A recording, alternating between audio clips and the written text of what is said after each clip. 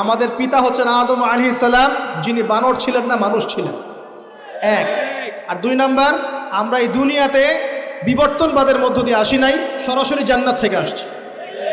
আল্লাহ পাক আদম আলাইহিস সালামকে জান্নাত থেকে দুনিয়াতে পাঠিয়েছে, জান্নাত থেকে সরাসরি দুনিয়াতে পাঠিয়েছে।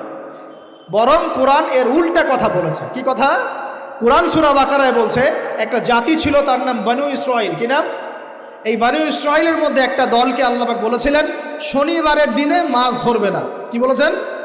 শনিবারে, এই যে সাগর আছে আপনাদের মনে করেন, এই শনিবারে মাছ ধরবে না।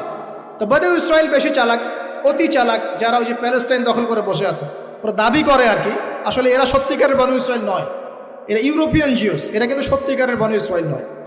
এখন এরা অতি চালাক, মাছ ধরে নাই, কিন্তু মাছ ধরার বাদ দিয়ে রাখছে। মাছ আসে, বাদ দিয়ে রাখি, পরে ধরব।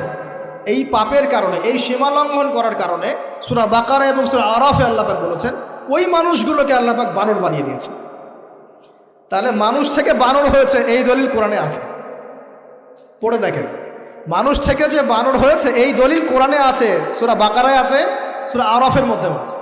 শনিবারের সীমা লঙ্ঘন করার কারণে এই অপরাধ, এই পরিণতি আল্লাহ পাক কিছু মানুষকে দিয়েছে। তারা এখনো জীবিত আছে কিনা আমরা জানি না, ওদেরকে আল্লাহ পাক মেরে ফেলেছেন না বেঁচে আছে আমরা এগুলো জানি না, কারণ কোরআন এগুলো নিয়ে কথা বলে নাই। এতটুকু কোরআন বলেছে।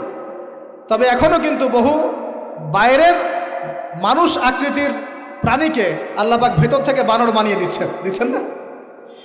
এটা নিয়ে একটা কথা বলতে চাই, সেটা হলো কিয়ামতের আগে আগে আরও কিছু মানুষকে আল্লাহ পাক কিন্তু শূকর এবং বানরে পরিণত করবে। এই হাদিসটা কি জানেন? হাদিসটা শুনে রাখেন, এটা আখিরুজ জামান বা কিয়ামতের আলামত সংক্রান্ত হাদিসগুলোর মধ্যে পাবেন।